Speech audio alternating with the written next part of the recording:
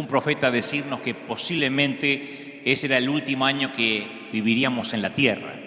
Y yo suelo contar siempre que me despedí de mis compañeros de quinto grado de la primaria, me despedí de la maestra allá en 1978 y les dije que no iba a venir más al colegio porque me iba a ir con el Señor. Obviamente ahí estuve al año siguiente y al otro hasta que terminé la primaria.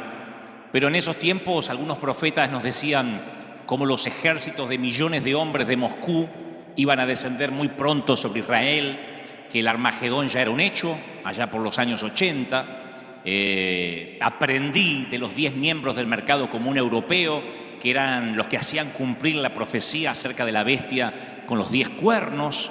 En poco tiempo todos nosotros íbamos a llevar sellada la frente con la marca de la bestia, que en realidad era una inmensa computadora que ocupaba no sé cuántas manzanas en alguna parte de Bélgica o de Bruselas. Después me enteré que los anticristos fueron variando a través de la historia, los posibles anticristos, ¿no?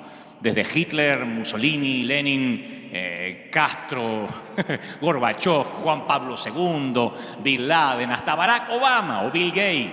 Parecía que era el que iba a digitar el destino del planeta desde Silicon Valley, y hasta hace poco algunos alegaban que el anticristo era Donald Trump. Así que yo crecí atemorizado y a la vez desesperadamente esperanzado. A pesar del temor tenía esperanza en que jamás iba a vivir mi vida adulta, que no iba nunca a crecer, que Jesús iba a aparecer a rescatarnos a toda la familia Goebbels pronto.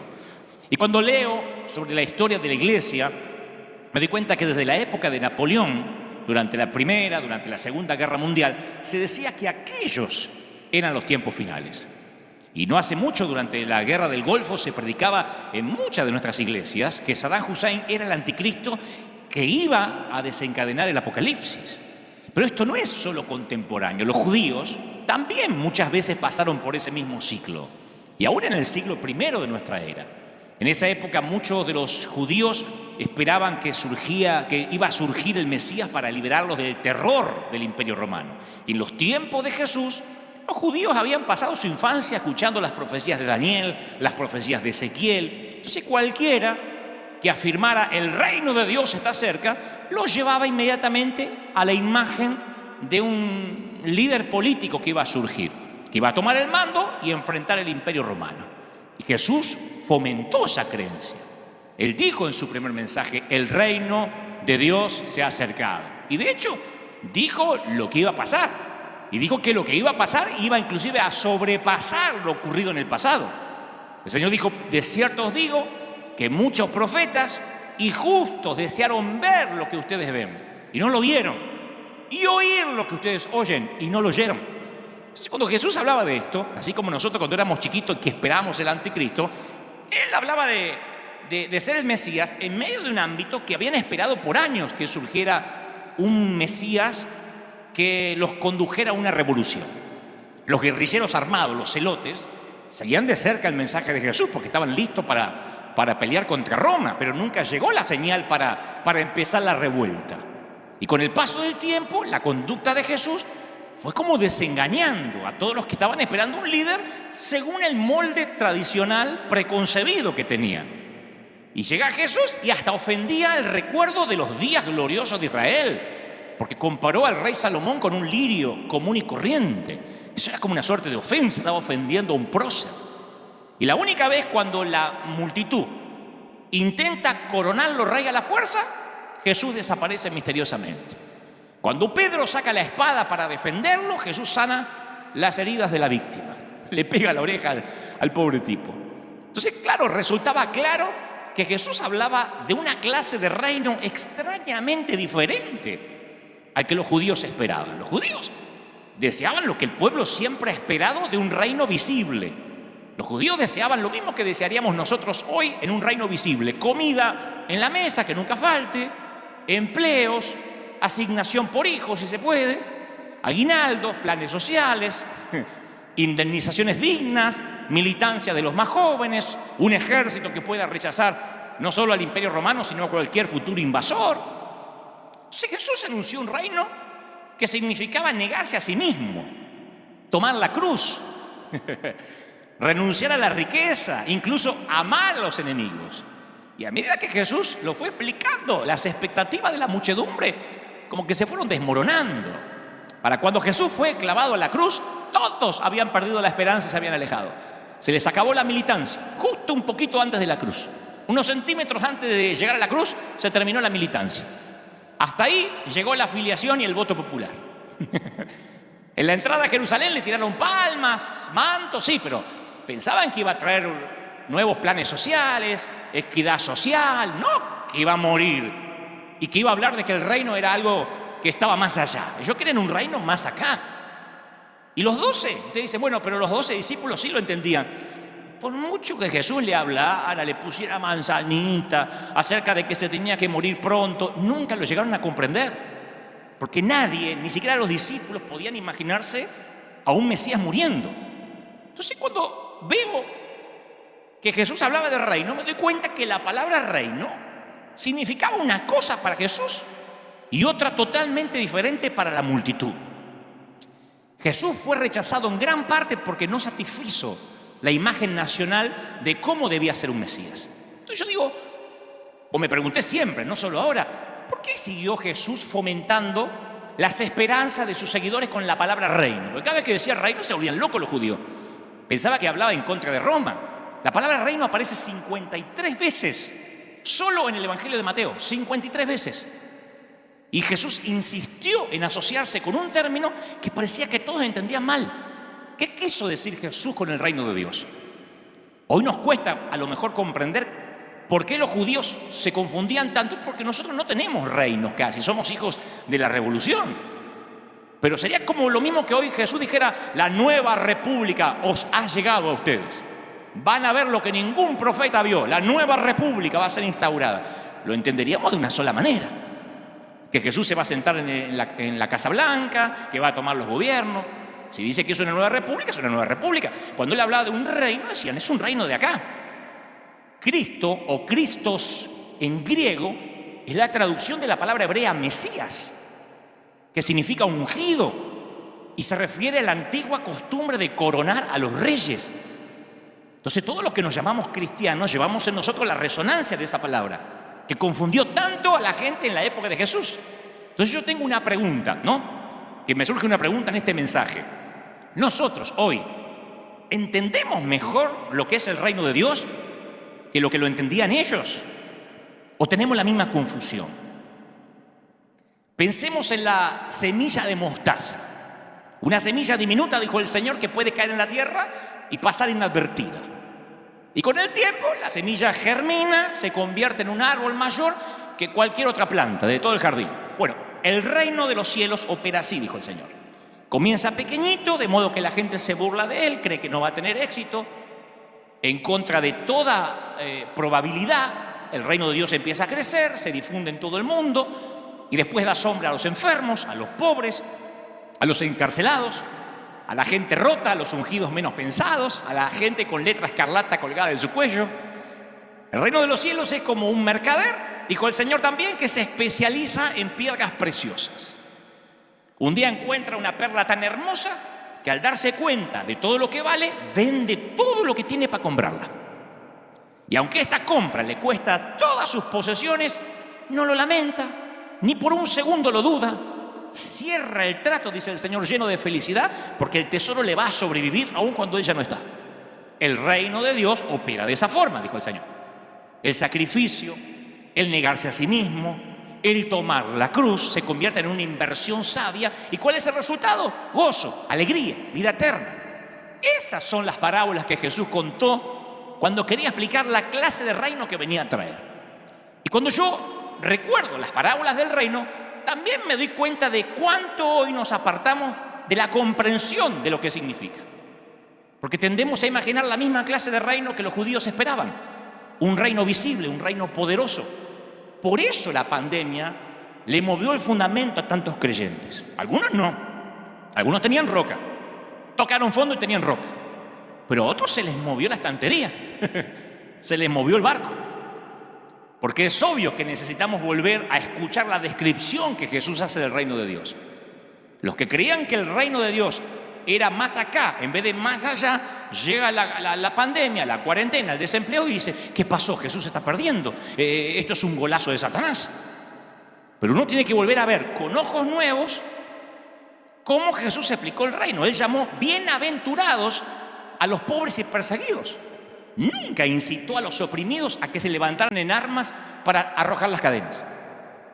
Y con palabras que deben haber irritado a los celotes, que eran los guerrilleros del momento, dijo, hay que amar a nuestros enemigos o a vuestros enemigos. O sea que Jesús invocó una clase diferente de poder. Él estaba trayendo un reino que era una revolución de amor. Y quienes buscaban en Jesús a su salvador político se sentían confundidos cuando veían a quién elegías como compañeros. A Jesús se lo conoció como amigo de los cobradores de impuestos. Amigo de los cobradores de impuestos, que no es lo mismo que ahora ser amigo de la AFIP, de Hacienda, del IRS. Los cobradores de impuestos era un grupo que se identificaba con los explotadores extranjeros, con el gobierno de facto, no con los explotados. Y Jesús censura al sistema religioso de la época, pero trata con respeto a un líder como Nicodemo. Habla acerca de los peligros del dinero, pero muestra amor y compasión hacia el joven rico. No lo maldijo. Aun cuando el joven rico se fue triste, no le echó una maldición. Jesús hablaba en contra de la violencia familiar, pero halagó la fe del centurión romano. Entonces, cuando veo la vida de Jesús, insisto, como decimos cada domingo, con ojos nuevos, me doy cuenta que Jesús honró la dignidad de las personas, estuviera o no de acuerdo con ellas. No iba a fundar su reino sobre la base de la raza, sobre el capitalismo, sobre la base del socialismo, la clase social o cualquier otra división de esa índole. Todos, incluso una mestiza con 5 maridos o un ladrón que moría en la cruz, eran bienvenidos a unirse a su reino. La persona era más importante que cualquier categoría o que cualquier letra escarlata que colgara de su cuello. Si alguien se está preguntando por qué menciona la letra escarlata, busquen un mensaje anterior que se llama así. Jesús no creía en las grietas. No había una grieta cristiana. Y cada vez que veo esto en Jesús me siento mal ante esta cualidad del Señor. Me siento mal cada vez que participo en una causa motivada fielmente por mis convicciones, porque me siento mal cuando por mis convicciones me pongo de un lado de la grieta. Porque es muy fácil para los que creemos en Cristo encontrarnos gritando contra el enemigo del otro lado de la grieta. Y se nos hace difícil recordar, qué difícil es recordar que el reino de Dios nos llama a amar la mujer que acaba de salir de una clínica de abortos, pero también nos dice que tenemos que amar al médico que le ayudó a abortar. Yo no estoy diciendo que esté bien, digo que el Señor nos llamó a amarlos. Amar a la persona promiscua que está muriendo de HIV y amar al rico empresario que explota a los más pobres. Ven que produce urticaria, pero es lo que la Biblia dice.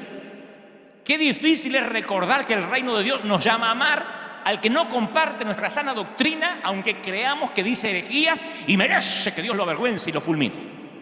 Si nosotros no podemos amar a esas personas, entonces nos tenemos que preguntar si realmente alguna vez en la vida entendimos el Evangelio de Jesús.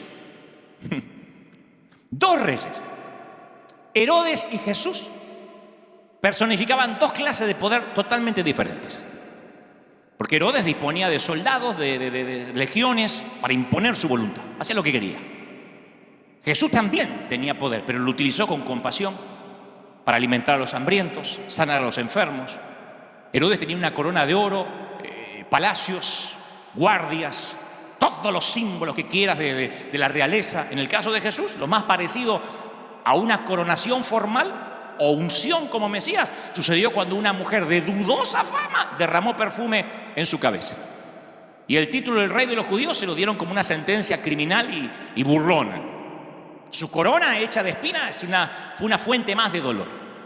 Y aunque Jesús hubiese podido llamar a una legión de ángeles para que lo protegieran, renunció a eso. O sea, que Jesús se negó a utilizar este tipo de poder similar al de Herodes. Permitió que uno de sus discípulos lo traicionara, luego se entregó sin protestar a los captores. Y a pesar del clarísimo ejemplo de Jesús, yo percibo que muchos de sus seguidores prefieren el estilo de Herodes al de Jesús. Y es entonces, a mi humilde criterio, digo, Cuando el respeto que inspiramos en el mundo empieza a disminuir, cuando el respeto que inspiramos como iglesia ante el mundo empieza a amilanarse, en la misma proporción en que tratamos de obligar por la fuerza a que los demás adopten nuestro estilo de vida o adopten nuestro punto de vista. El mundo pierde respeto por la iglesia cuando queremos usar el poder de Herodes en lugar del poder de Jesús. El Señor lo dejó claro: ovejas en medio de lobos, una semilla diminuta en un jardín, levadura en la masa del pan, sal en la carne. Esas son las metáforas que Jesús continuamente usaba para que entendiéramos el reino, para describir una especie de fuerza oculta que opera desde dentro, permeando, leudando la sociedad. Nunca dijo de una iglesia triunfal que comparte el poder con Pilatos, con Herodes o con el faraón. El reino de Dios funciona como un movimiento minoritario en oposición al reino de este mundo, siempre. Cuando nos preocupamos por el reino de este mundo, olvidamos nuestra tarea principal, que es presentar a la gente una clase diferente de reino, fundado en la gracia, fundado en el perdón de Dios. Yo sé que esto a lo mejor, por eso quiero que me sigan antes de intentar apedrearme, y qué bueno que estamos en internet. Por eso digo siempre que aprobar leyes que hagan respetar la moral puede sonar necesario, pero nunca resuelve los problemas humanos. Si de acá a un siglo, vamos a suponer que Cristo tarda en venir, pasan 100 años más, si de acá a un siglo, todo lo que puedan decir los historiadores acerca de los evangélicos en este tiempo es que defendimos los valores de la familia, habremos fracasado en la misión que Jesús nos dio para que cumpliéramos: dar a conocer el amor de Dios por los pecadores. Jesús nos dijo: en esto conocerán que sois mis discípulos, si aprobáis leyes, si son mayoría en el Congreso, si elimináis la moralidad, si devolvéis el decoro, la familia, el gobierno. No dijo si tuvieres amor unos con los otros, lo dijo la noche antes de morir. ¿Cómo nos van a conocer a los cristianos? Si tuvieran amor unos con otros. Ahí está la definición de lo que es un cristiano, che. No dijo por los templos, no dijo por las buenas obras, por ser mayoría, por ser republicano, por ser demócrata. Dijo en qué los van a conocer. Sencillito, por mostrar amor unos con los otros.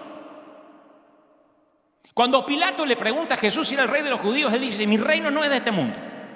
Y aclara: si mi reino fuera de este mundo, mis servidores pelearían para que yo no fuera entregado a los judíos, pero mi reino no es de acá. Está diciendo Pilato: razoná. Si yo fuera un rey de acá, ya me hubiesen liberado. Entran los celotes, me liberan, queman el palacio, estoy libre. Él hablaba de un reino que trascendía las fronteras y las leyes de naciones y de imperios.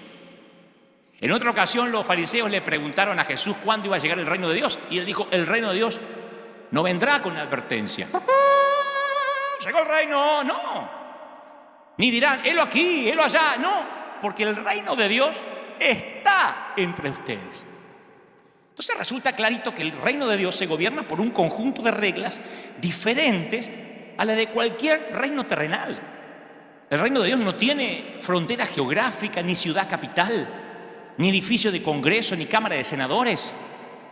El reino de Dios o sus seguidores viven en medio de sus enemigos, no aparte de ellos. El reino de Dios no vive como un gueto. No viven como pueden vivir los menonitas o los sacerdotes que están en un claustro en medio de la montaña, separados por una valla o un muro. No hay una grieta que los divide. El reino de Dios vive y crece dentro de seres humanos, como la levadura dentro de la masa, no afuera de la masa. Si no, el Señor hubiese dicho que la levadura se conserve santa, que no se contamine con la masa. Se mete dentro. Por eso quienes seguimos a Jesús tenemos doble ciudadanía. Vivimos en un reino externo, de familia, de ciudades, de nacionalidad, y simultáneamente pertenecemos al reino de Dios.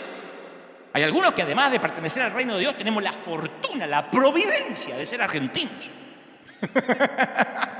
Eso es un chiste. Pero sí, tenemos la providencia y la alegría de ser argentinos.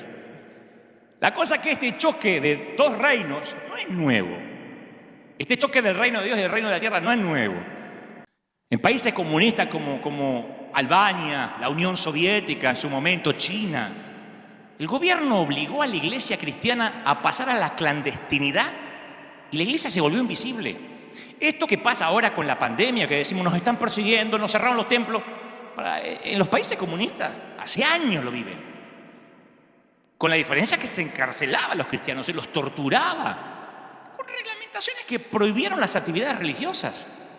Y a pesar de las opresiones de los gobiernos, se produjo el mayor avivamiento espiritual de la historia de la iglesia, señores. 50 millones de creyentes se adhirieron a un reino invisible, mientras que el reino visible los hacía sufrir por eso. También, claro, hemos visto más de un creyente vender la primogenitura por una ración de sopa terrenal. Sí, siempre hay de esos. Pero el tema es que tenemos que preguntarnos, ¿nuestro propósito es cambiar nuestro gobierno? ¿O procurar que dentro o fuera de cualquier gobierno haya vidas que cambian para seguir a Cristo? ¿Nuestro primer propósito es cambiar el reino externo político o promover el reino trascendente y eterno de Dios? ¿Me explico? La iglesia de China en la actualidad constituye la segunda comunidad evangélica en tamaño en todo el mundo, solo superada por los Estados Unidos. Y calculan que el avivamiento que hay en China, en esa nación, es el más grande en cuanto a números en toda la historia de la iglesia. ¿Qué logró eso? La hostilidad del gobierno terminó trabajando a favor de la iglesia. Entonces los chinos, alejados de las estructuras del poder, yo sé que no quieren que hable mucho de China porque dicen, no, ahí nos mandaron el virus, comen los murciélagos, pero déjenme que les cuente esto.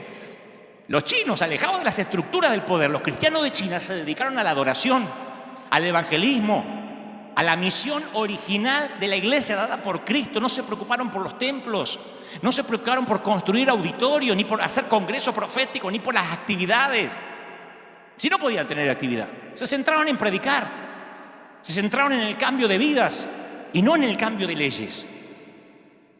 ¿Qué demuestra esto? Que no hay que estar tan preocupados por lo que sucede dentro de las paredes de mármol de los edificios del gobierno o detrás de las paredes de granito de la Corte Suprema. Hay que estar preocupado acerca de lo que sucede dentro de las paredes finitas de nuestras iglesias. Porque el avivamiento no va a descender desde la cumbre del poder para abajo. Nunca pasó eso. Va a comenzar por la gente rota y va a crecer de abajo para arriba. Nunca de arriba para abajo. El avivamiento del reino de Dios es una paradoja. La semilla de mostaza es el que encontró una perla, es lo chiquitito, leudando, cambiando todo subterráneamente. Por eso es una falacia que en nuestros países cada vez que hay elecciones, y esto no significa que no votemos a conciencia, porque todos los que tenemos derecho a votar, votamos, y votamos el candidato que nos parece mejor. Pero es una falacia pensar, discutir como cristianos si tal candidato es el hombre de Dios para el gobierno. O sea, habrá peores, habrá mejores, pero ¿cuál es el de Dios y cuál es el del diablo? Es una falacia.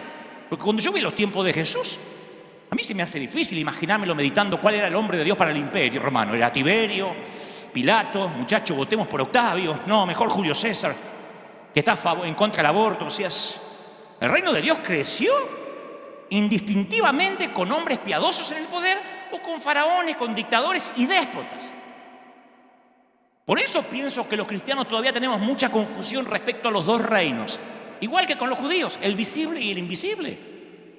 Porque la política de Roma no tenía nada que ver con el reino de Dios.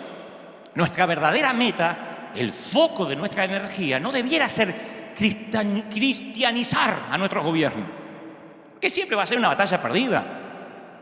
Nuestra meta tiene que ser tratar de ser el reino de Dios en un mundo cada vez más hostil. El reino de Dios avanza lentamente como una fuerza invasora secreta que opera dentro del reino gobernado por Satanás. Como ahora, yo tengo amigos inconversos que me dicen, ¿cómo en 5 meses te vieron 80 millones de personas? ¿Cómo puede ser? ¿Y eso cómo se logra? ¿Con qué marketing? Es una fuerza subterránea que nadie se explica. Y creo que eso pasa con otros ministros. Ahora, quiero aclarar esto para los que siempre escuchan a través de sus propios filtros mentales, porque siempre hay uno que está escuchando con un filtro y todo lo que diga, si yo le caigo gordo, como dicen los mexicanos, le va a caer mal. Porque creo en el reino de Dios, es que creo en la segunda venida de Cristo. Cuando al principio conté que cuando yo era chico decían que ya eran los tiempos finales, no es que estoy negando la venida de Cristo. ¿Cómo voy a negar esto si Dios empeñó su reputación en eso? El Nuevo Testamento apunta hacia un tiempo en que se doblará toda rodilla y toda lengua confesará que Jesús es el Señor. Es obvio que eso no ha pasado. El Señor dijo, en el mundo tendréis aflicción, le dijo a los discípulos. Y les advirtió que habría desastres. Por eso la pandemia no nos tiene que tomar desapercibidos a nosotros, a los que conocemos al Señor. Él dijo, oiréis de guerra, rumores de guerra, mirá que no se turben, no os turbéis, porque es necesario que todo esto acontezca, pero aún no es el fin. Pablo habló que toda la creación gime con dolores de parto por una redención que es obvio que todavía no se ha realizado, la estamos esperando. Entre tanto que la iglesia pierda la fe en el regreso de Jesús y se contente con formar un reino en este mundo, corremos el riesgo de vivir frustrados. Nos vamos a frustrar cuando hay pandemia, nos vamos a frustrar cuando un ser querido se nos muera, nos vamos a frustrar cuando tengamos temporadas en el hospital, nos vamos a frustrar cuando caminemos por el panteón de un cementerio, nos vamos a frustrar cuando perdamos el empleo. ¿Por qué? Si Jesús me prometió felicidad. No, el reino no es de acá. Por eso insisto que durante este virus algunos ministros, lamentablemente, no todos, pero algunos lamentablemente con todo el dolor del alma se quedaron sin mensaje. Porque tenían el mensaje de los ganadores, no de los mártires. Era el mensaje que producía militancia justo un poquito antes de que aparezca la primera cruz en la historia. Aquello que dice, ¿qué tan lejos puedo amar al Señor sin que tenga que sacrificarme o tomar mi cruz? Hay un montón de militantes, como pasaban los tiempos de Jesús, que cuando aparece la primera cruz, disfrazada de gobiernos dictatoriales, cuarentena, desempleo, virus, suegra, lo que sea, algunos cristianos se sienten timados, estafados. Este no era el evangelio que me prometieron, y abandonan a centímetros de la primera cruz que les aparece en la vida. Claro, si el boleto que les vendieron incluían diversión todo el día en el parque, prosperidad, felicidad, empoderamiento profético, nunca hablaron de cruz. Y por eso, con todo el dolor del alma lo digo, muchos perdieron credibilidad con la gente, porque cuando eso pasa y la gente se decepciona, lo primero que hace es cierra la mano y mezquina sus finanzas. La gente deja de ofrendar.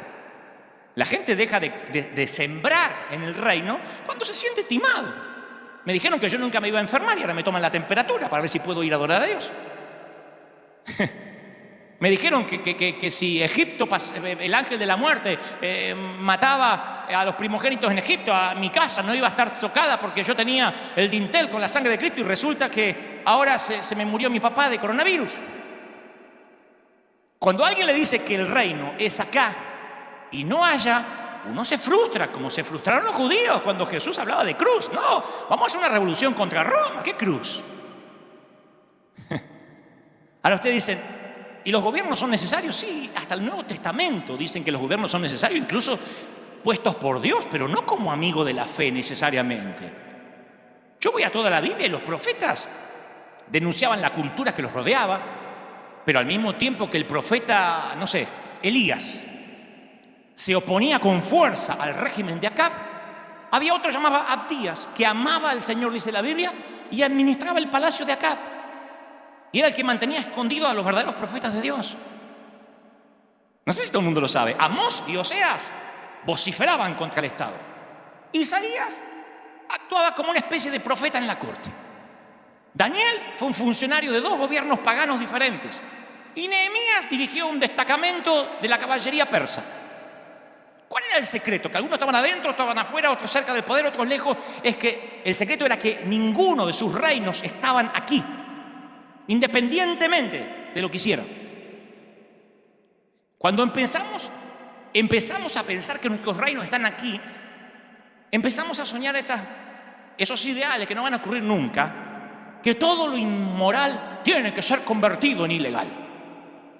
Tenemos que prohibir que en la tele pasen homosexuales. Tenemos que luchar como iglesia para que vuelva la familia Ingalls. No va a pasar. No codicies es una cuestión moral que está dentro del decálogo, dentro de los 10 mandamientos. ¿Qué gobierno nacional puede hacer cumplir una ley contra la codicia? El orgullo es un pecado. Incluso dice la Biblia, la raíz del pecado, el orgullo. ¿Podríamos juntar firmas para que el orgullo sea ilegal? No queda nadie. Desde el presidente van todos presos. Jesús mismo resumió toda la ley del Antiguo Testamento en un mandamiento: ama al Señor tu Dios con todo tu corazón, con todo tu ser, con toda tu fuerza, con toda tu mente. ¿Qué autoridad humana podría controlar el cumplimiento de un mandamiento así? Te para la policía en la esquina y dice: se pasó un semáforo en rojo y usted no ama a Dios con su corazón, mente y alma. Preso o multa. Aunque los cristianos tengamos la obligación de obedecer los mandatos de Dios, no se deduce que tenemos que luchar para convertir esos mandamientos morales en leyes. Solo 2 de los 10, no matarás y no robarás, fueron llevados al sistema legal. 2. Los otros 8 no. Hay 2 que son llevados. Nadie va preso por adulterar. Nadie va preso por fornicar. Nadie va preso por tomarse el nombre de Dios en vano. Blasfeman el nombre de Dios en televisión en prime time. Los únicos que fueron llevados al marco legal: no robarás y no matarás. No hay sociedad democrática que pueda incluir dentro de su sistema de leyes a los otros 8 mandamientos, a pesar de que son importantes para nosotros los que amamos a Cristo. ¿Tiene sentido lo que digo? Este es el tema. El gobierno puede cerrar los casinos y los cines los domingos, pero no puede obligar a la gente que vaya a la iglesia a adorar. El gobierno puede arrestar y castigar a los racistas, pero no puede curarles el odio y mucho menos enseñarles a amar. Lo meten preso 30 años por matar a un chino, a un negro, a quien sea, pero no le van a hacer amor en esos 30 años. No le van a inculcar amor. El gobierno puede establecer leyes para prohibir el divorcio, pero no puede obligar a los esposos a amar a sus esposas o viceversa. El gobierno puede otorgar subsidios a los pobres, pero no puede obligar a los ricos a mostrar compasión y justicia. El gobierno puede prohibir el adulterio, pero no la lujuria. Puede prohibir el robo, pero no la codicia. Puede prohibir la estafa, pero no el orgullo. Puede favorecer la virtud, pero no la santidad.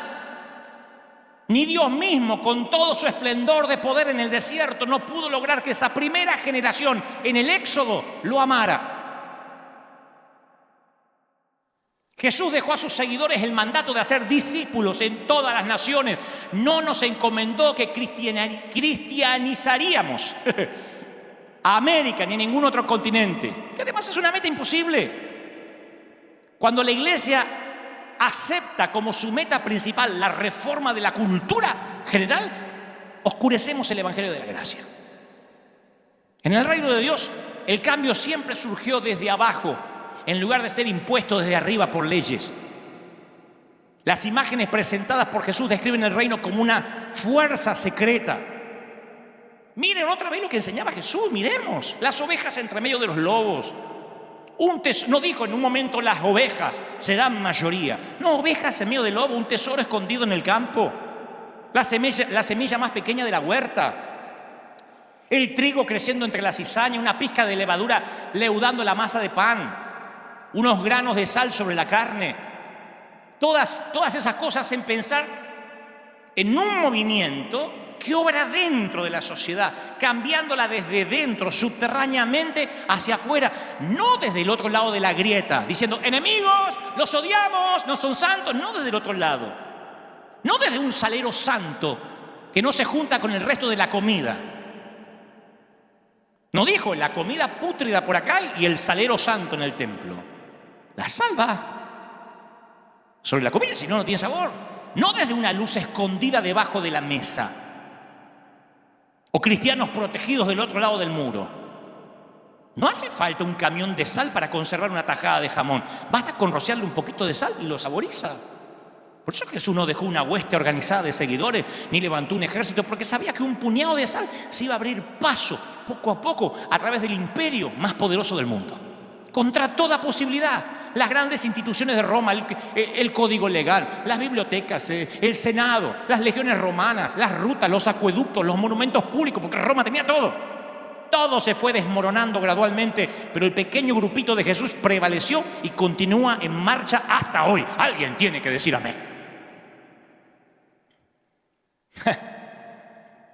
El problema es que por años la iglesia sostuvo un espejo donde refleja la sociedad corrupta que lo rodea, denunciando todo lo que está mal y no proponiendo nada, en lugar de tener una ventana que revele un camino diferente. Lo único que hacemos nosotros es, miren lo mal que están, miren lo mal, miren en este espejo, qué pecadores que son. Y nunca fuimos una ventana mostrando un reino diferente. En la mayoría de países los cristianos somos conocidos por todo aquello a lo que nos oponemos. Y casi nadie sabe lo que proponemos. Si el mundo desprecia a un pecador notorio, la iglesia lo tiene que amar. Bueno, por eso me cuesta horrores cuando algunos cristianos me escriben, Dante, dime con quién anda y te diré quién eres. Y no es que me estoy sacando una foto con el Chapo Guzmán, Me saco una foto con un pastor con el cual no comparten la doctrina. ¿No vio lo que dijeron en tal canal de ese hombre? Si el mundo le quita ayuda a los pobres y los que sufren, la iglesia tiene que ofrecer alimentos y curación. Si el mundo oprime, este reino tiene que levantar a los oprimidos.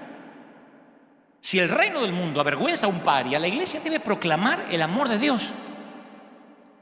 Si el reino del mundo, si el reino de Herodes busca el provecho y la autosatisfacción, la iglesia debe buscar el sacrificio y el servicio. Si el mundo exige venganza, la iglesia tiene que dispensar gracia. Si el mundo se divide en grietas, la iglesia no tiene que tomar partido, la iglesia tiene que manifestar unidad. Si el mundo destruye a sus enemigos, la iglesia los debe amar. Al menos esa es la visión en el Nuevo Testamento, una colonia del cielo en un mundo hostil. El gran predicador Moody decía, de cada 100 hombres, solo uno lee la Biblia. Los otros 99 van a leer al cristiano. Nos leen a nosotros, somos cartas leídas. Y nosotros pensamos que como somos cartas leídas tenemos que ser buenos ciudadanos necesariamente. Sí, pero eso no cambia el mundo. Jesús no fue crucificado por ser buen ciudadano, porque era un poquito mejor que los demás.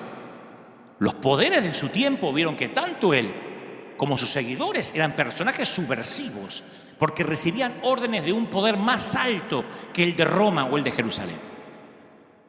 Y voy a decir esto aunque a algunos les agarre urticaria cerebral o ataques de caspa. Ser buen cristiano no es tener sana doctrina y conducta intachable.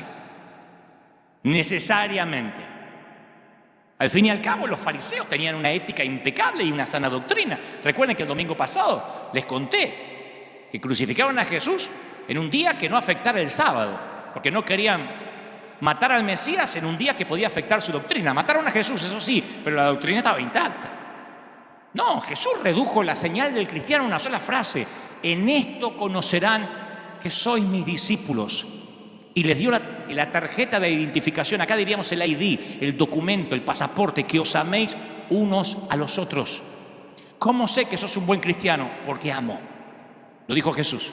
No dijo porque necesariamente van a estar empoderados, porque van a gritar por la cantidad de seguidores. Dijo porque aman. El acto más subversivo que puede realizar la iglesia es demostrar amor. Ahora, mínimo entre nosotros, entre los creyentes, para empezar.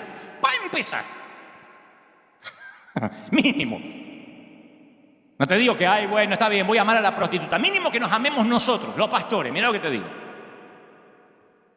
Pero es muy raro que el poder coexista con el amor. La gente que está en el poder hace lista de amigos y de enemigos para recompensar a los amigos con nepotismo y castigar a sus enemigos. Los cristianos tenemos la orden de amar incluso a nuestros enemigos.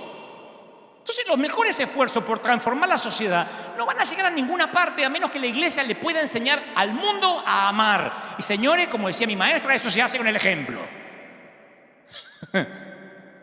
La política traza límites entre las personas, en cambio el amor de Jesús atraviesa esas líneas y dispensa gracia.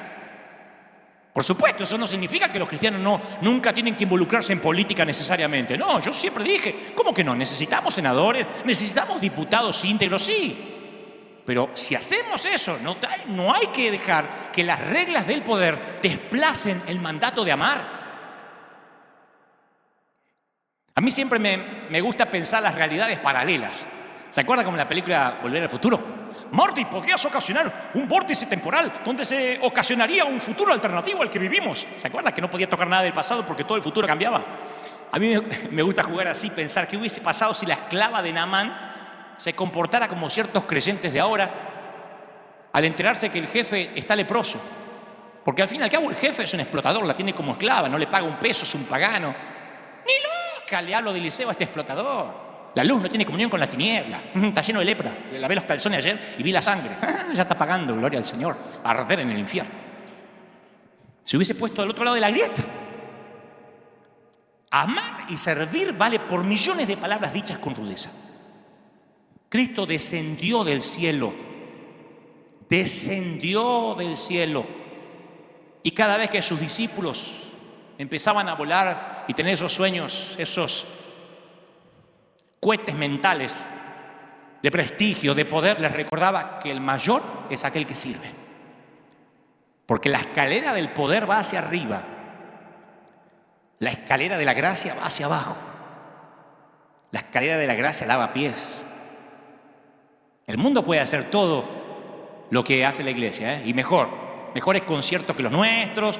Ustedes vieron lo que es el Super Bowl, lo que eran los conciertos antes de la pandemia, el Mundial de Fútbol. El mundo organiza mejores shows que nosotros y mejores puestas en escena, con excepción de una cosa: no puede manifestar gracia. No puedes entrar gratis a uno de esos eventos siquiera, a menos que tengas las conexiones necesarias, pero nadie entra por gracia. ¿Y sabe qué? Quiero ver al Barça y al Real Madrid, pero no tengo para pagar. Me daría gracia para verlo. Toda huila. El mundo no puede manifestar gracia. Jesús no permitió que ninguna institución interfiriera con su amor por la gente. Las normas raciales, religiosas, judías le prohibían hablar con samaritanos, y menos con una mujer de dudosa reputación. Y él escogió a una de ellas como misionera. Entre sus discípulos tenía un recaudador de impuestos considerado traidor por Israel, y tenía un celote, miembro del partido de patriotas de la ultraderecha.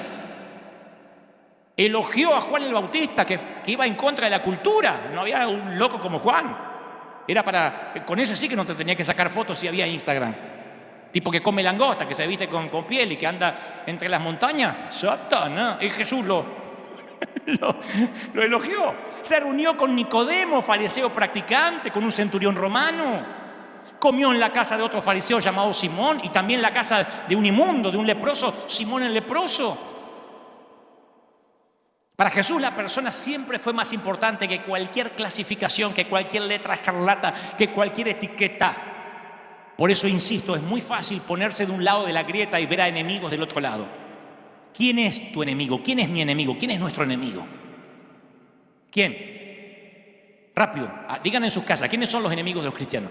Satanás, sí, pero más allá, lo que podemos ver. Los partidarios del aborto. En Argentina, las del pañuelo verde. Esos son los enemigos nuestros, los productores de Netflix que contaminan nuestra cultura. ¿De verdad creemos que haciendo una campaña viral de suscríbete de Netflix vamos a cambiar la cultura o los vamos a hacer reflexionar y que Netflix se va a preocupar? Se me están yendo los creyentes. ¿Quién es nuestro enemigo? ¿El político que amenaza mis principios morales? Y resulta que si después el político me da una asignación familiar o me da un plan social, entonces me parece que es el hombre que puso Dios. Entonces estoy pensando que el reino está acá en Estados Unidos. Esto no me lo contaron. Un montón de gente se me acercó a decir que Trump era el anticristo porque odiaba a los inmigrantes ilegales, iba a construir el muro y que lo puso Satanás. Hasta que empezó la pandemia y Trump emitió cheques a un montón de gente durante la pandemia, y ahora esa misma gente me dice: ¡ay, qué hombre de Dios! Lo puso Dios. Lo puso Dios porque te toca el bolsillo. No estoy defendiendo ni atacando. Lo que estoy diciendo es: miren la ridiculez de medir a alguien mediante lo que creemos que es el reino terrenal, circunscrito a lo que vemos. Esta no es nuestra jurisdicción. ¿Te das cuenta que nuestro reino no está aquí, pase lo que pase o gobierne quien gobierne? ¿Quién es mi enemigo? ¿El capo del cartel de drogas? Si es mi enemigo no lo voy a poder predicar. No estoy haciendo apología de pecado. Entonces apoya Netflix porque siempre hay uno así que escucha lo que quiere escuchar, y si estás escuchando lo que querés escuchar, anda a tomarte algo, ve después que te explique. Entonces apoya Netflix, entonces ama a Trump, si hay alguno va a empezar a escribir ahí. Entonces amas a Trump, estoy hablando a la gente, el que tenga oídos que oiga. Si mi activismo, por muy bien intencionado que sea, deja fuera el amor, entonces yo no entendí bien lo que es el Evangelio de Jesús. Estoy atascado en la ley y no en el Evangelio de gracia. Jesús dijo que tendríamos una señal distintiva, no la sana doctrina. Y los conoceréis por la sana doctrina. Y los conoceréis por la superioridad moral. Dijo: los conoceréis porque se aman unos a los otros. Era una revolución hablar de amor en los tiempos de Jesús y ahora también. Pablo dijo en Corintios 13 que sin amor nada de cuanto hagamos, ningún milagro de fe, ninguna agudeza teológica, ningún ardiente sacrificio personal, nada va a servir. Y tenía razón, si en las iglesias de mayor sana doctrina es donde más, en mi caso, a mí me han odiado y me odian hasta hoy. ¿Cómo sé que la sana doctrina no es tan sana? Por el odio visceral. Hasta el día de hoy hay gente que escucha los mensajes que yo predico de parte de Dios y acto seguido escribe un mensaje de odio, lobo rapaz. O escriben esos que tienen mega iglesia, comerciantes, que parecen actores de Hollywood, los espera el infierno, te voy a ver arder. Tienen ganas de irse al infierno conmigo para verme arder. Fíjate vos hasta dónde llega el odio. O creen que en el cielo le va a poner un circuito cerrado el Señor para que me vea arder a mí si me voy al infierno. O sea, hay mucha gente rota, escuchándome, viéndome ahora que fui discriminada por la iglesia. Y el odio visceral eclipsa cualquier falda larga o mantilla en la cabeza. ¿De qué sirve una mantilla en la cabeza y estar odiando? Es lo que dijo el Señor, un ataúd de lujo. Por fuera, apariencia de piedad, y por dentro están muertos. Entonces, cuando nos ponemos de un lado de la grieta, los cristianos son sabios como palomas. ¿Vieron que las palomas tienen un cerebro chiquitito? Dice que no hay animal más torpe que la paloma. Cuando los cristianos se ponen o nos ponemos de un lado de la grieta, son sabios como la paloma y mansos como la serpiente. Los tocáis y ya te ataca. Exactamente lo opuesto al ordenado por Jesús, que dijo manso como paloma y astuto como serpiente. No, esto es al revés. Pablo habla de las riquezas de la gracia de Dios. Una fuerza maravillosa que rompe las cadenas de la falta de gracia que atan las naciones, las tribus, las aldeas, las familias. Si las iglesias salen a dar gracia, no saben lo que ocurriría en el mundo. La gracia es tan maravillosa. Yo digo, si es tan maravillosa, ¿por qué los cristianos no la mostramos más? ¿Cómo es que nosotros los cristianos llamados a repartir el aroma de la gracia a veces emitimos tanta toxicidad y falta de amor? Ahora, yo entiendo que algunos se preguntan, bueno, a ver, ¿cómo mantenemos los valores morales en una sociedad secular al mismo tiempo que manifestamos un espíritu de gracia y de amor? ¿Cómo hacemos para no contaminarnos? Bueno, el salmista lo expresó así: si fueran destruidos los fundamentos, ¿qué ha de hacer el justo? La sociedad se está cayendo a pedazos. Ahora es como cuando dijo el salmista, se están cayendo los fundamentos. ¿Qué hará el justo? Tal como Jesús le dijo a los fariseos, la preocupación por los valores morales solamente no basta. El moralismo apartado de la gracia no resuelve nada. Estigmatizar a los homosexuales, avergonzar a las madres solteras, perseguir a los muchachos y a las chicas que consumen porno, castigar a los que quebrantan la ley, no va a traer un reino a la tierra. Y yo tengo la sensación que algunos piensan que bastará con que pasemos muchas leyes en nuestras cámaras de diputados y senadores para hacer que la nación dé un giro de 180 grados. Hasta escuché un líder hace poco decir, la única forma del gran avivamiento genuino es conseguir una reforma legislativa en los gobiernos. ¿De verdad? ¿Cuándo la sal fue más abundante que la comida? Jesús vino para establecer una nueva clase de reino que podía coexistir en Jerusalén y extenderse en Judea, a Samaria y hasta los rincones más lejanos de la tierra. En una parábola advirtió que los agricultores que se dedican a arrancar malas hierbas, pueden estar destruyendo el trigo junto con esas malas hierbas. Dejemos que el único juez verdadero sea el que juzgue estas cuestiones, dijo Jesús. El apóstol Pablo habló mucho acerca de la inmoralidad dentro de la iglesia, porque algunos dicen, y todo lo que Pablo dice de la doctrina, ahí voy. Habló mucho. ¿Vieron que dijo que hay fornicarios entre ustedes? Pablo habló mucho de la doctrina, pero poco de la inmoralidad de la Roma pagana. No estoy diciendo que la apoyaba, pero yo no veo a Pablo que arremetió contra los abusos de Roma, la esclavitud, la idolatría, el circo romano, la opresión política, la codicia. Y aquellos abusos ofendían a los cristianos de entonces, como nuestra sociedad en decadencia ofende a los cristianos de hoy. Los ciudadanos romanos no creían en el aborto para controlar la natalidad. ¿Saben lo que creían? Cuando las mujeres tenían un bebé, después lo abandonaban junto a los caminos para que lo devoraran los animales salvajes o las aves de rapiña. Así se deshacían de los bebés los romanos. Otra, romanos y griegos practicaban una forma de vida sexual, practicaban orgías, practicaban sexo con personas del mismo sexo, o sea que la homosexualidad ya existía, y usaban adolescentes como esclavos sexuales en la pederastia. Es decir, que en los tiempos de Jesús y de Pablo, esas dos cuestiones morales se presentaban en forma que hoy serían delictivas en cualquier país civilizado de la tierra. Porque ningún país permite que una persona mate un bebé que llegó al final del desarrollo y nació. Ningún país permite que una mamá diga, ya tuve el bebé, lo dejo en la ruta para que un auto lo pise. Ningún país permite legalmente el sexo con niños. La pedofilia está criminalizada, está penalizada, mejor dicho, en todo el mundo. Pablo y Jesús conocían estas prácticas infames. ¿Cuándo alguno de ellos dedicó capítulos en el reino pagano que los rodeaba? Dedicaban al reino alternativo de Dios. Por esa razón me hago preguntas acerca de la enorme energía que se está dedicando en estos días a la restauración moral de nuestros países. ¿No nos estaremos concentrando más en el reino de este mundo que en el reino que no es de este mundo? La imagen pública de la iglesia evangélica de hoy está prácticamente definida por dos cuestiones que Jesús ni siquiera mencionó. ¿Cómo nos sentiríamos si los historiadores del futuro echaran una mirada a la iglesia evangélica del año 2020 y dijeran, lucharon valientemente en los frentes morales del aborto y contra los derechos de los homosexuales, pero hicieron muy poquito por cumplir la gran comisión y esparcir el aroma de la gracia en el mundo?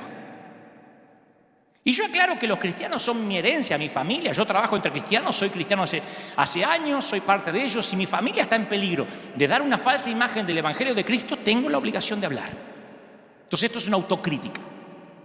En todo caso, por eso recuerdo la vida de Jesús, que atrajo a los personajes más desagradables, los parias morales, todos los que hoy capaz que no dejaríamos entrar en nuestras iglesias y menos ocupar un liderazgo a menos que cambien.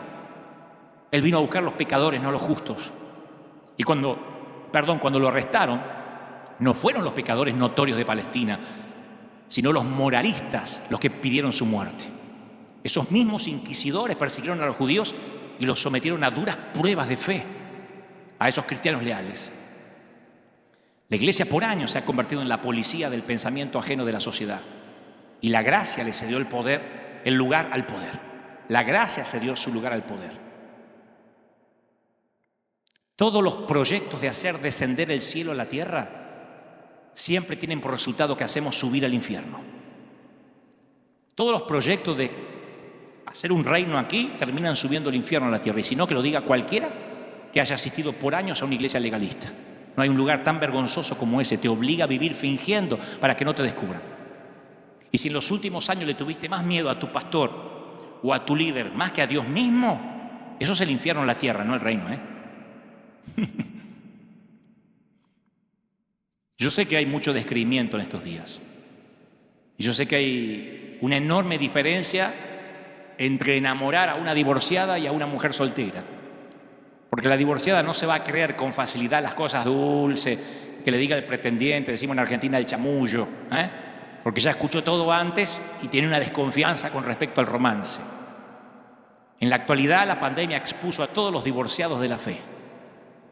Y yo sé que se componen, entre los que están mirando ahora hay muchos divorciados de la fe, personas que se divorciaron porque se frustraron al ver las promesas de empoderamiento, de reino terrenal que fracasaron. Los que hicieron un pacto con dinero para que no les faltara el empleo, vino la pandemia y perdieron todo. La plata del pacto y el trabajo.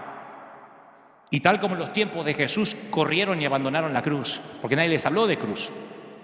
Y esos divorciados de la fe es el público más difícil que me está escuchando hoy.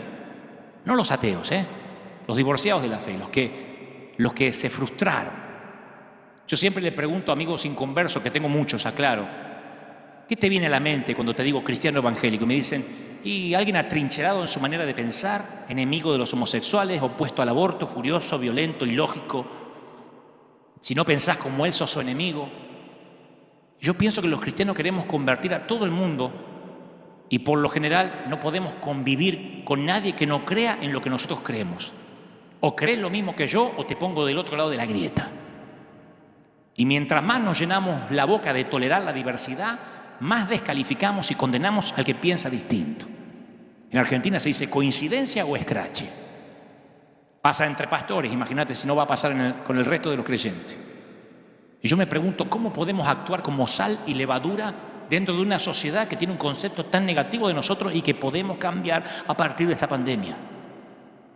Yo creo que a veces pensamos que vivimos en Babilonia, como refugiados, atrapados en una cultura que proclama valores que son contrarios, hostiles a nuestra fe. Y yo creo que vivimos en un lugar que se parece más a Samaria. No es Babilonia, es Samaria. En los tiempos de Jesús, los samaritanos vivían muy cerca de sus primos judíos y tenían muchas similitudes, pero se odiaban. Como miembros que se apartaron de la familia, se sentían resentidos. Simple y llanamente, para los judíos, los samaritanos eran herejes. El Evangelio de Juan dice: los judíos no tienen nada en común con los samaritanos. Y por sorprendente que parezca, los grupos más cercanos entre sí tienen las enemistades más fuertes. De alguna manera, las personas que son parecidas, no idénticas, parecidas, generan más odio entre ellos que grupos que son totalmente distintos.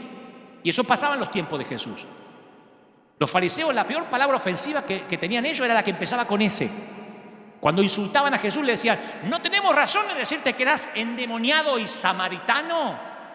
Era un insulto. Y cuando los aldeanos de Samaria no recibieron bien a Jesús, ¿qué dijeron los discípulos? ¿Querés que hagamos descender fuego del cielo? ¿Tenés una gana? ¿Eso de la falsa doctrina? ¿Querés que los matemos? Nunca odiamos a quien tiene una religión extraña. Difícilmente un evangélico odia a un budista. El problema radica cuando nos peleamos quién tiene la exclusividad de Cristo. De ahí surgen las divisiones de doctrinas, cuando sospechamos unos de otros y partimos del resentimiento. Aquel es un falso profeta, aquel es liberal, aquel predica que todos los días son viernes. Ahí, como nos peleamos la exclusividad, nos llenamos de odio en vez de usar las armas de la gracia, que significa tratar con amor y respeto incluso a los que se nos oponen. ¿Y qué hace Jesús? Nos muestra el camino. Cuando los fariseos se burlaban de él, le decían samaritano, la misma frase, samaritano y endemoniado. ¿Sabe lo que dijo Jesús? No estoy poseído. Pero no protestó ante el insulto racial. Es como que me digan a mí, coqueto y argentino. Y le diga, pará. Argentino. Él no se defendió de que le dijeron samaritano. Y al no defenderse, al no responder, respondió. En otra ocasión los reprendió a los discípulos porque querían operar violencia contra los samaritanos. Y con toda la intención del mundo, porque así es mi Jesús, no el Jesús de Hollywood. Ay, así no hablaría Jesús. Mi Jesús, con toda la intención, puso de héroe a un samaritano en su parábola más excelente, el buen samaritano. Viste que hoy lo usan en los hospitales, el buen samaritano, pero en ese entonces era como decir el buen nazi. Era un insulto. Se apartó de su camino para visitar una aldea samaritana a propósito. Y le ordenó a los discípulos: vayan a las aldeas samaritanas y prediquen. Y al final los discípulos entendieron. Cuando los samaritanos se convirtieron a Cristo, recibieron el Espíritu Santo por medio del ministerio de Pedro y de Juan. El mismo Juan que una vez pidió fuego del cielo para que los destruyera. Yo anhelo que la iglesia compita con esa misma fuerza por transmitir la incomparable riqueza de la gracia de Dios. Pero a veces me parece que damos la impresión de que nos entienden más como dispensadores de culpa que dispensadores de gracia. El domingo pasado yo mencioné a este querido amigo Ulises Oyarzún, chileno, un querido amigo que siempre escribe cosas geniales, se los recomiendo profundamente es un pastor de aquí cerca de México, y escribe cosas geniales y a veces literalmente le robo santamente su frase, ¿no? Pero le doy crédito. Y él dice: los cristianos solemos decir, no somos una religión. Esto no es religión. Cuando predicamos decimos, no es una religión, no te confunda, ¿eh? Esto es como los católicos, como los testigos de Jehová. No, nosotros no somos una religión. Pero resulta que para ser parte de la iglesia hay que pasar por un discipulado, por un encuentro, por un post-encuentro, por un recontra superencuentro. No somos una religión, pero tenés que dejar de ir a la fiesta, tenés que vestirte de una manera que no sea mundana, no poner en duda las enseñanzas de tu líder porque te liquidan. Y si te querés poner de novio, informarle a tus líderes y el líder te va a aprobar o no la novia. Nosotros no somos una religión, pero terminamos hablando en un lenguaje que la gente ya no habla, no nos entiende. Nosotros siempre predicamos para otros creyentes, porque digan, mirá qué ungido que está, voy a predicar el kairos del cronos, de la empoder. Y la gente dice, ¿qué está hablando? Pero es lo mismo que cuando un músico empieza a hacer música para otros músicos y se olvida de la gente, ¿viste? O un pintor pinta para que otros pintores se asombren y la gente no entiende nada. Nosotros empezamos a usar códigos extraños y poco a poco marcamos una grieta entre los seculares y los cristianos. Decimos que no somos una religión, pero miramos nuestros canales cristianos, escuchamos nuestras radios cristianas con nuestra propia música cristiana. ¿Por qué no somos más honestos y decimos a la gente la verdad? Sí, somos un grupo que pretendemos aislarnos de todo. Y como grupo religioso nos estamos peleando siempre por la exclusividad de la verdad. El efecto colateral de eso es que siempre estamos de un lado de una grieta que Jesús vino a derribar.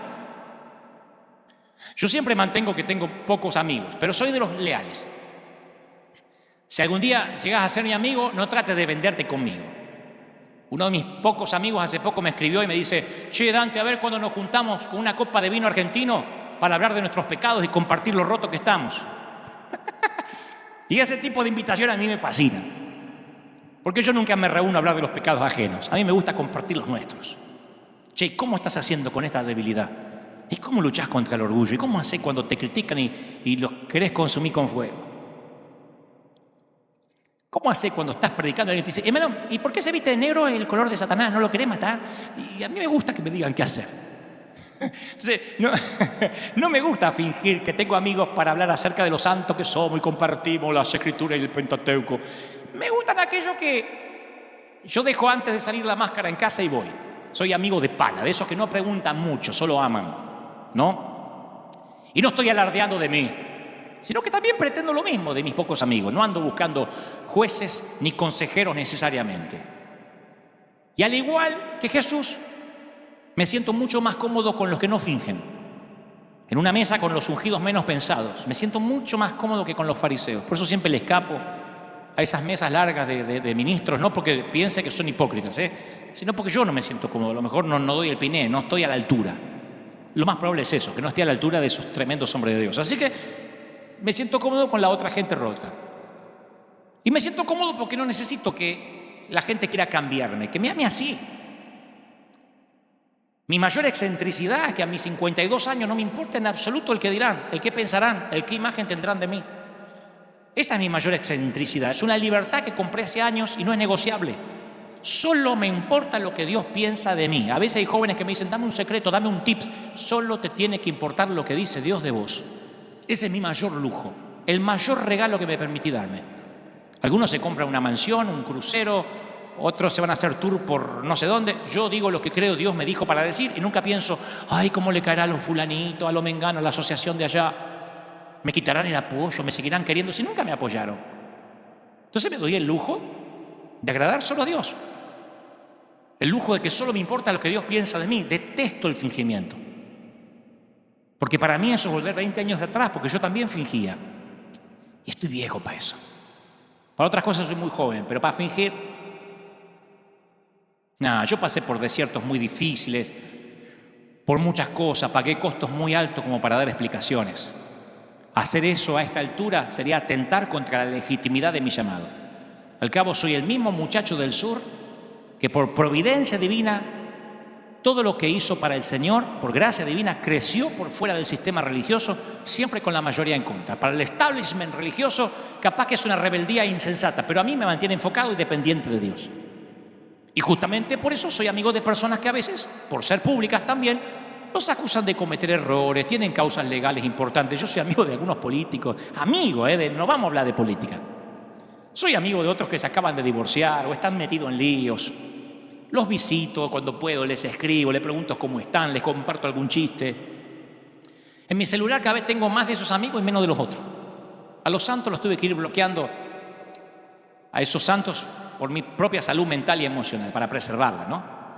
Bueno, y uno de estos amigos, a quien acusan de cosas horribles, hace poco le dijo a otro amigo en común, che, cuando todo esto pase, yo quiero ir a la iglesia del Flaco. Mirá que viajo lo que sea, pero yo necesito conocer esa iglesia. El tipo que dijo esto es un amigo mío súper ateo. Y le dice, una iglesia que pueda amar a un tipo como yo es una iglesia a la que yo quisiera pertenecer. Porque al Flaco, cuando hablaba de mí, ¿no? Dice, no le importa quedar pegado, que lo relacionen conmigo. Nunca me sermoneó, nunca me discriminó. Me dio consejos, pero cuando yo se los pedí. Y yo quiero creer en un Jesús así.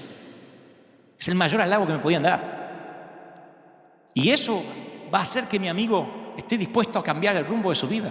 No es mucho. Pero me sentí feliz que me viera como un dispensador de gracia, no un dispensador de culpa. Por eso pregunto, ¿a qué iglesia vas? ¿Qué clase de iglesia eres? Porque vos y yo, tú y yo somos iglesia. Capaz que estás pensando que tu pastor no es el pastor soñado, pero convengamos que quizás tampoco vos sos el feligrés soñado que algún pastor querría en su iglesia. Capaz estás buscando la iglesia perfecta, pero en cuanto vas a llegar vos a esa iglesia dejará de ser perfecta porque te va a tener a vos entre los miembros. ¿O no? ¿Qué nos detiene para hacer la clase de iglesia que celebra la amistad no solo con los santos, sino con la gente rota? A mí me dicen siempre, sí, pero que cambien de vida. Algunos van a cambiar ahora, otros más tarde, otros más adelante. ¿Por qué hay que ponerles una cuenta regresiva? Bueno, almuerzo con vos, pero antes del postre ya me cambiás la vida, ¿eh? Capaz que lo único que nos detiene a que seamos amigos de la gente y dispensemos gracias es que seguimos confundiendo el reino visible con el reino invisible. O lo que es peor, no solo creamos una grieta, sino que atacamos sin piedad al que está del lado contrario, al que elegimos defender. Quiero orar por ti.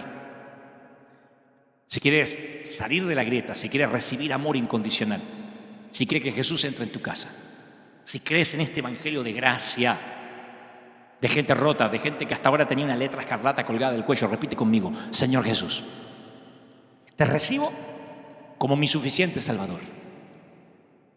Entra en mi vida. Perdona mis pecados.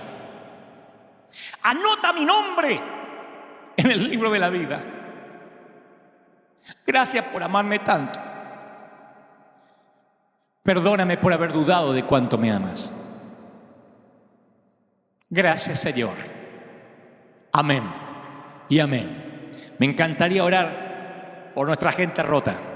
Me encantaría orar por nuestra iglesia, River Church, por el batallón del ejército de Dios. Les hablo como comandante en jefe de las Fuerzas Armadas. Les hablo a los combatientes, al escuadrón de búsqueda en combate contra las filas invasoras. Vamos a orar. Quiero orar por toda la iglesia de River, que llevamos 5 meses y algo sin vernos cara a cara. Y nos extrañamos profundamente, los extraño. No quiero que pienses, Dante ya se acostumbró, ya no nos quiere ver. Tratamos de ser obedientes a Dios, minuto a minuto, sensibles a su voz, día a día, semana a semana. No te dejo atrás.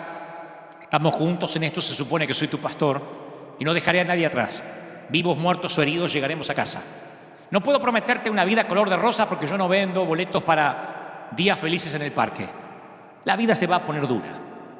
Puede que haya infortunios y grandes problemas, pero te prometo un reino que no es de aquí, un reino que es de allá. Pablo decía, si no hubiese gloria venidera, nada tendría sentido, pero aquella gloria redime todo.